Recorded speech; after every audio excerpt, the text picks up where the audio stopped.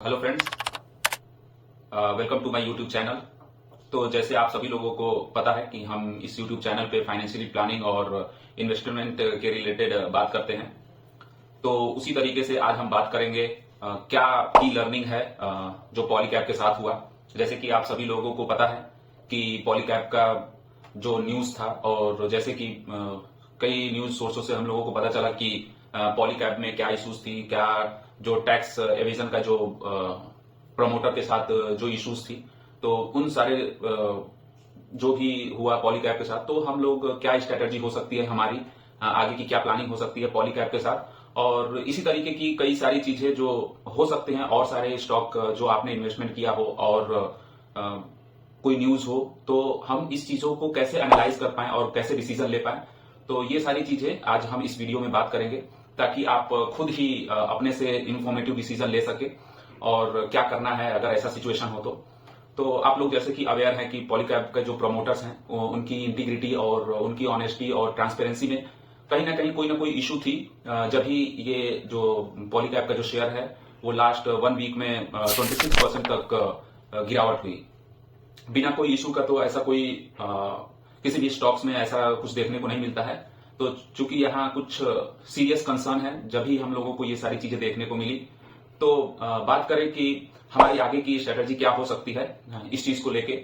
तो यहाँ हमारे 2 पॉइंट्स हो सकते हैं और सोचने की 2 तरीके हो सकते हैं। तो जैसे कि एक हो सकता है कि हम या कोई भी इन्वेस्टर ऐसा सोचे कि हाँ, ये तो कॉर्पोरेट गवर्नेंस का इशू है। तो इसमें क्या है कि ऐसे इश्यूज जो हैं स्टॉक मार्केट में होते रहते हैं, और ये कोई बिग कंसर्न नहीं है, क्योंकि ये स्टॉक जो है 26% के करीब गिरा है। तो इसकी पीई वैल्यू जो है वो काफी रीजनेबल हो गई है, और क्योंकि अट्रैक्टिव हो गई है, तो आप इन्वेस्ट कर सकते हैं। तो और दूसरा ये अप्रोच हो सकता है कि जैसे कि मैं सोचता हूं कि मेरे लिए क्या ठीक रहेगा, तो मेरा मानना है कि अगर किसी भी कंपनी में कॉर्पोरेट गवर्नेंस में इशू हो जाए और प्रोमोटर के साथ खास तौर से कोई इशू हो, तो मेरा ये मानना है कि उस स्टॉक में रहना किसी काम का नहीं है, क्योंकि एट द एंड जो भी करना होता है प्रोमोटर को ही डिसीजन लेना होता है। हम क्या है कि जो भी हमारे लिए जो भी इंफॉर्मेशन अवेलेबल है उसके थ्रू हम इंफॉर्मेशन गेन करते हैं। लेकिन अगर प्रमोटर ही हमारे से वो चीजें इंफॉर्मेशन वो अगर शेयर नहीं करेंगे, हमारे साथ ट्रांसपेरेंट नहीं रहेंगे, तो एट द एंड हम खुद डिसीजन नहीं ले पाएंगे और इसी तरीके की इशू में और प्रॉब्लम में फंस सकते हैं। तो मेरे हिसाब से आप अगर किसी भी कंपनी में और इन्वेस्टमेंट जो आपने किया है उसमें अगर कंपनी के साथ और प्रमोटर के साथ और उनके मैनेजमेंट में अगर कोई इशू होता है, तो मेरे लिए ये बिग चेंज है, और कुछ फाइनेंशियली चेंज, ये फंडामेंटल चेंज है। तो इस पे हम अपना डिसीजन को ले सकते हैं क्या करना है इस स्टॉक में। तो अगर हम बात करें कि जो रिटेल इन्वेस्टर होते हैं वो अपना डिसीजन कैसे लेते हैं, तो मोस्टली क्या मैंने देखा क्या है कि वो कोई भी कंपनी में, जो भी इस कंपनी में इन्वेस्टेड हैं, तो उसमें क्या करते हैं, बाय और सेल बेस्ड ऑन टिप्स।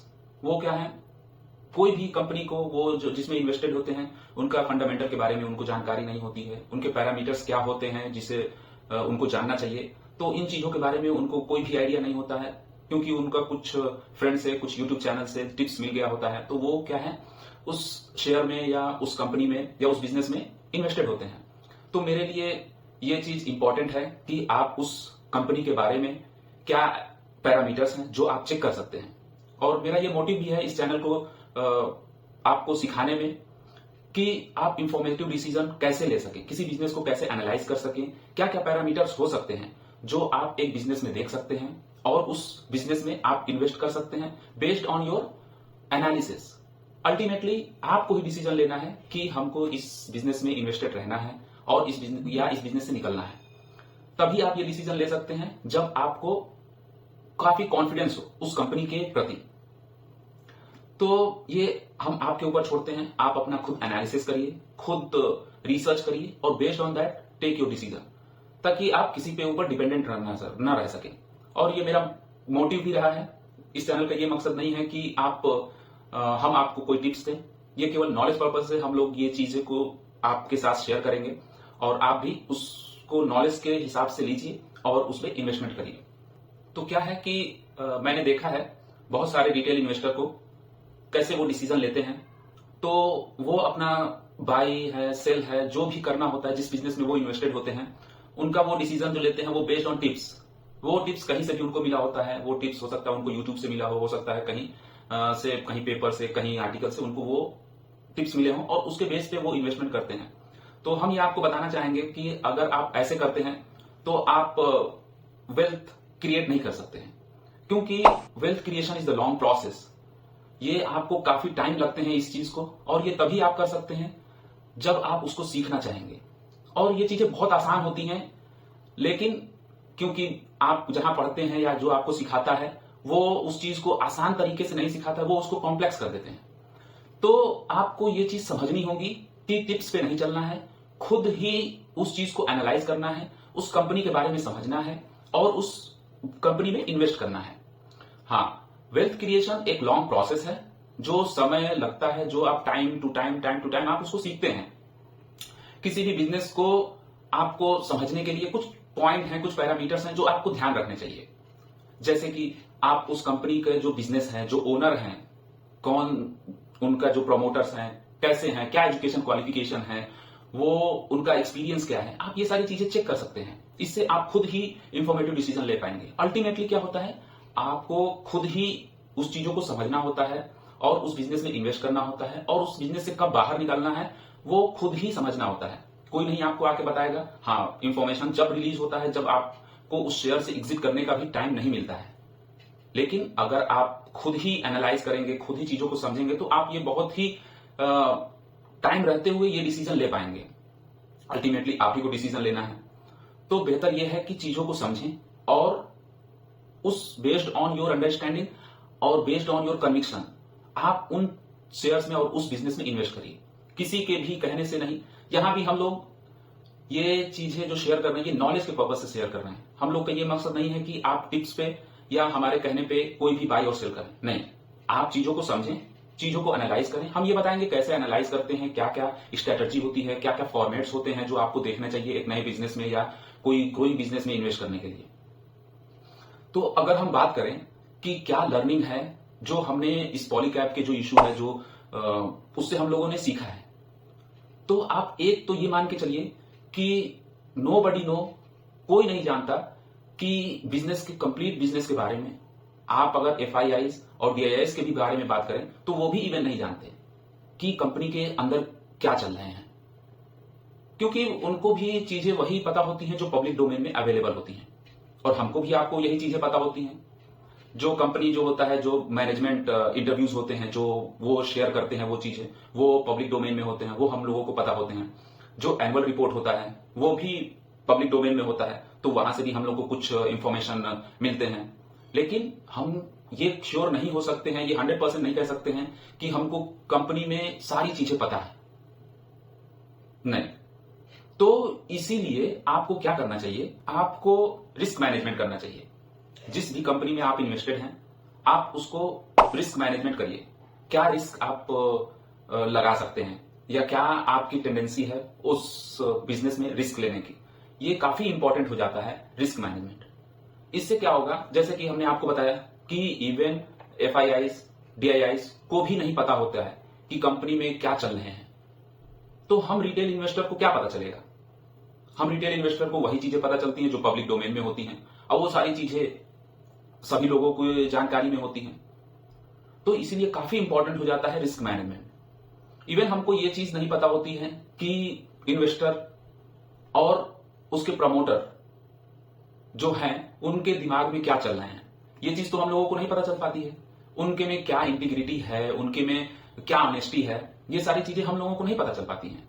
और ये अगर पता भी चलती हैं तो हम तक पहुंचने में ये काफी लेट हो जाता है। तो इसीलिए हमको रिस्क मैनेजमेंट काफी अच्छे से करनी चाहिए, जिससे हम अपनी जो कैपिटल है उसको न लूज करें। तो मेरे हिसाब से, जो कि मैं खुद फॉलो करता हूं, तो मैं क्या करता हूं कि जिस भी बिजनेस में मैं इन्वेस्टेड हूं उसमें मैक्सिमम एलोकेशन मैं 10% रखता हूं। मेरे लिए ये काफी इंपॉर्टेंट है कि अगर हम कुछ, जितने भी अपने इन्वेस्टमेंट मैंने किए हैं उसमें मेरा 10% से एलोकेशन किसी भी बिजनेस में ना हो, मैं ये मेक श्योर करता हूं अपने लिए, और मेरी स्ट्रेटेजी है ये जो मैं आपके साथ शेयर कर रहा हूं। तो ये आपको भी सोचना चाहिए। मैं बहुत सारे लोगों को जानता हूं जो अभी रिसेंट में जो पॉलीकैब के साथ हुआ उसमें 20% 30% इन्वेस्टेड हैं, और उनको ये जो इंफॉर्मेशन है वो काफी लेट में मिली और उनको टाइम नहीं मिला एग्जिट करने के लिए। और ये काफी उनके लिए काफी जो वेल्थ एरोजन जो आप कह सकते हैं काफी ज्यादा हुई, ये केवल ना रिस्क मैनेजमेंट को मैनेज करने के लिए उन लोगों के साथ हुआ। तो मेरे हिसाब से आपको, अगर आपने खुद किसी भी बिजनेस में 10% से ज्यादा इन्वेस्ट किए हो तो आप उसको चेक करिए। बेहतर है कि आप 10% रहें। अगर हाँ कोई भी बिजनेस बढ़िया है और काफी वैल्यूएबल है, काफी जैसे वो की ब्रांड है, जैसे कि आप बात कर ले टाटा एक ब्रांड है, तो उसमें जो भी एक लार्ज कैप है, कोई भी टाटा का जो ब्रांड है जो लार्ज कैप है काफी अच्छा है, तो आप उसमें मैक्सिमम 15% का एलोकेशन रख सकते हैं अगर बिजनेस काफी अच्छा है और पोटेंशियल है उसमें ग्रो करने की। इससे ज्यादा मेरी तो ये मानना है कि 10% से ज्यादा किसी भी बिजनेस में नहीं रहना चाहिए, और आप इस चीज को मैनेज करें और चेक करें और कोशिश करें कि किसी भी बिजनेस में ये आप ना करें।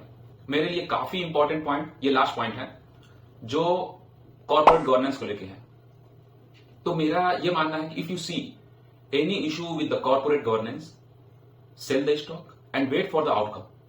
आप उस स्टॉक से निकल जाइए और उस न्यूज को मॉनिटर करिए कि क्या उस बिजनेस में चल रहा है, क्योंकि corporate governance is a very important parameter to check. जब बिजनेस के ओनर और प्रोमोटर ही ऐसी चीजें कर सकते हैं तो वो बिजनेस में आप मॉनिटर करें क्या चल रहा है, जिससे कि आप इंफॉर्मेटिव डिसीजन ले सकते हैं। मेरा ये मानना है कि फंडामेंटल जो चेक है वो काफी अच्छे से टिक होने चाहिए। आप जहां जिस शेयर्स में और जिस कंपनी में इन्वेस्ट करने जा रहे हैं उसका फंडामेंटल, उसका जो प्रमोटर्स की इंटीग्रिटी ऑनेस्टी काफी अच्छी होनी चाहिए, तब आप उस बिजनेस में रुकिए और इन्वेस्टेड रहिए, अदरवाइज आप उससे निकल जाइए।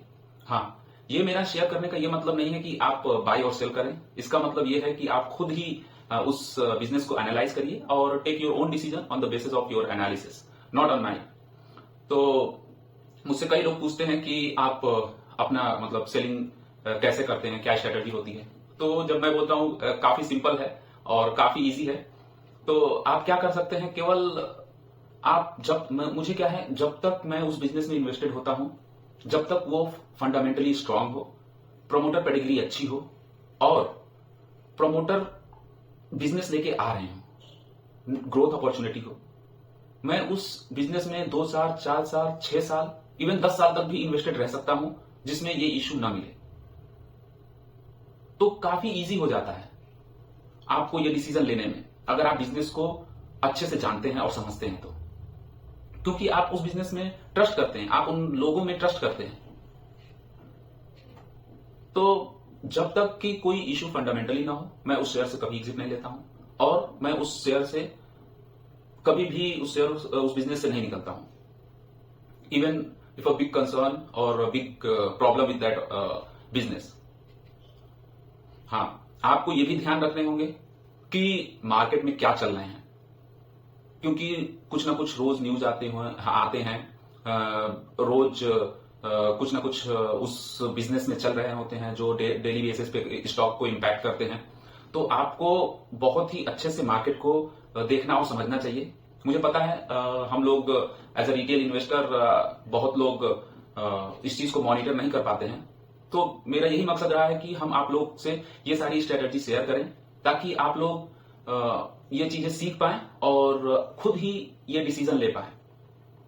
तो आई होप ये लर्निंग आपको हेल्प करेगी चीजों को समझने में और आगे खुद इन्वेस्टमेंट करने में, बिजनेस को सेलेक्ट करने में।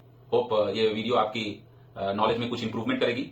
और let me know comment section में आप ये चीज जरूर बताएं क्या आप इस वीडियो से सीखा है। तो मिलते हैं नेक्स्ट वीडियो में, तब तक आप अपना ख्याल रखें।